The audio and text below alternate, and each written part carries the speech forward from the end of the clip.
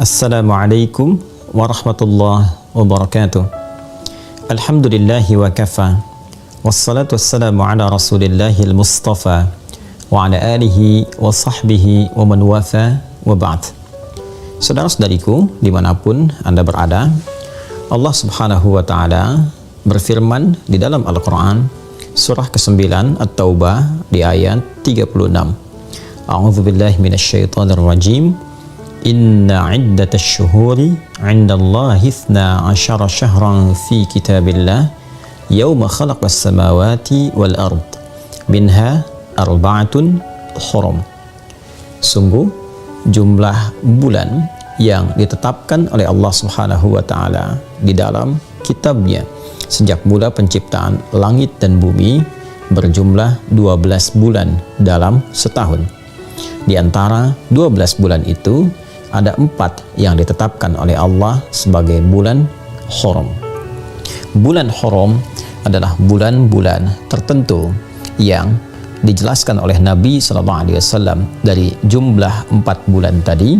Dalam riwayat sahabat Ibnu Abbas radhiyallahu taala anhuma menyampaikan Nabi SAW menegaskan talata mutawaliyat, 3 dari 4 itu berada berurutan, yaitu Dzulqa'dah bulan ke-11, Dzulhijjah bulan ke-12, dan Al-Muharram bulan yang pertama.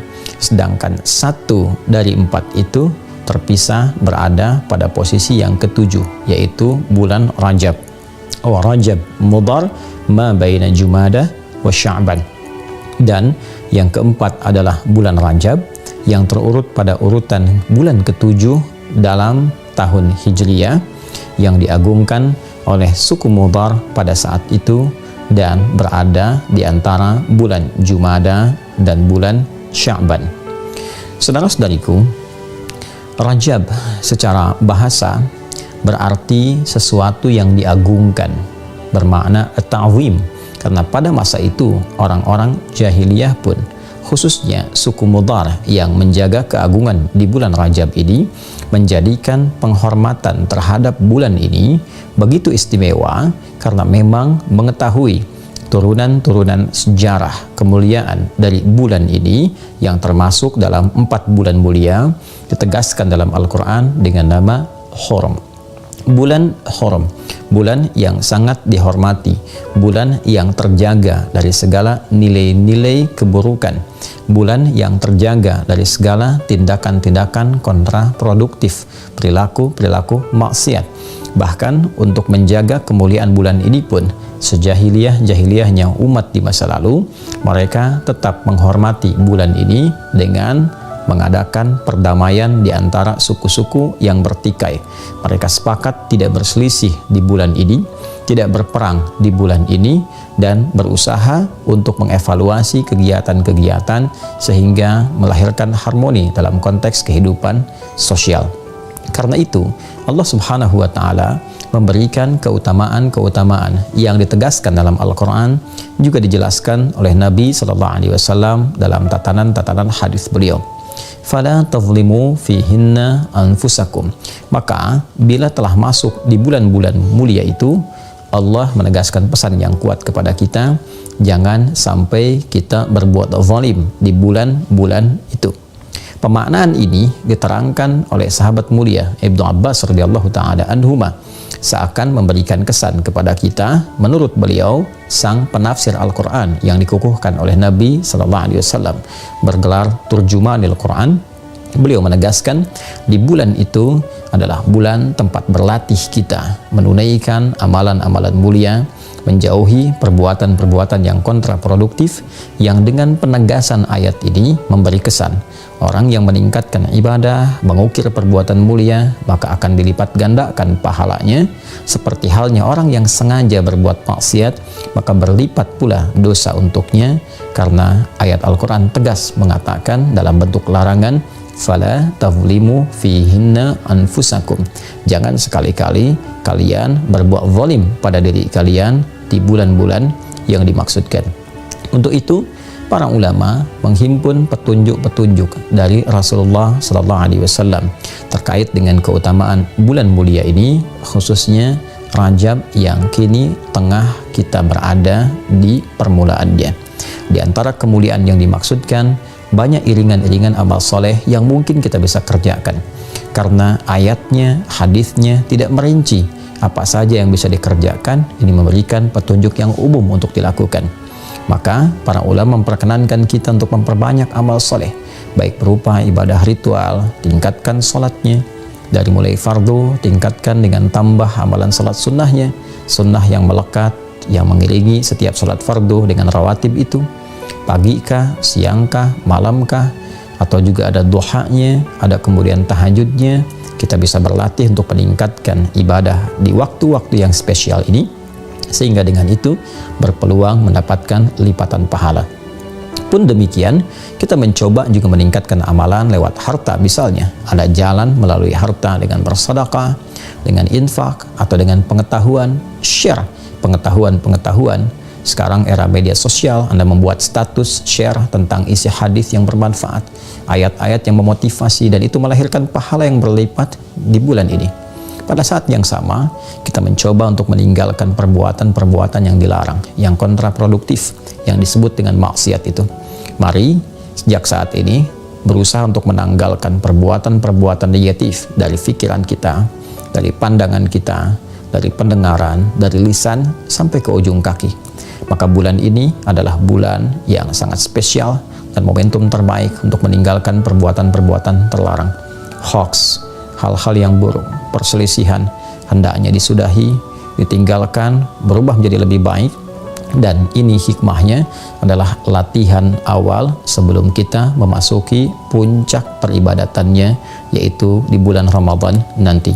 Rajab adalah pembukanya, Sya'ban adalah penguatnya, dan Ramadan adalah hakikat perjuangan kita yang telah disiapkan sejak munculnya bulan Rajab dan berlatih kita di dalamnya. Di bulan haram ini boleh juga kita menggabungkan satu amalan yang sekiranya menghimpun seluruh kemuliaan tadi bisa dilakukan. Di antara caranya adalah seperti yang diisyaratkan Nabi SAW, yaitu dengan meningkatkan puasa di bulan Hurum, Dzulqa'dah, Dzulhijjah, Al-Muharram. Kita belum sampai ke bulan itu, namun kita sekarang berada di bulan Rajab. Maka boleh kita memperbanyak meningkatkan puasa di bulan ini, karena puasa memiliki hikmah meningkatkan ketakwaan, meningkatkan ibadah, sekaligus saat sedang menunaikan puasa itu juga dapat berlatih mencegah segala hal yang dilarang oleh Allah dan Rasulnya. Boleh, silahkan meningkatkan puasa di waktu-waktu bulan mulia ini.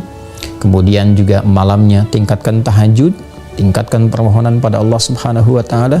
Mudah-mudahan dengan meningkatkan amalan di bulan Rajab ini, malamnya kita tingkatkan, siang kita tingkatkan, tilawah kita tingkatkan, kemudian memberikan jejak kehusyuan dalam jiwa kita, meningkatkan kekuatan dan semangat untuk bertakarub kepada Allah, sehingga saat tiba Ramadan itu kita sudah lebih siap membiasakan diri dan beradaptasi dengan ibadah.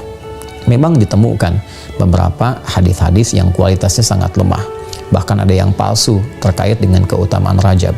Tapi bukan berarti amalan-amalan yang bisa kita kerjakan itu terlarang sepanjang ada hadis-hadis yang sahih, sepanjang ada ayat-ayat yang memang mendorong kita untuk beramal. Karena itu bukan berarti karena ada hadis-hadis yang bermasalah malamnya kita tidak sholat. Silahkan bangkit, tunaikan tahajud, malam ini istimewa, Rajab dilipat gandakan pahala. Silahkan siangnya puasa, karena ada hadis-hadis terkait dengan keutamaan puasa di bulan Hurum.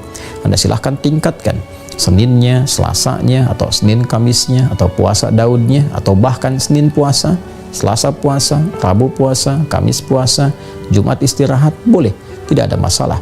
Niatkan puasa di bulan Hurum, spesifiknya untuk di bulan Rajab, dan mudah-mudahan Allah Subhanahu wa Ta'ala memberikan segala janji yang telah ditegaskan dan menjauhkan kita dari segala perbuatan maksiat.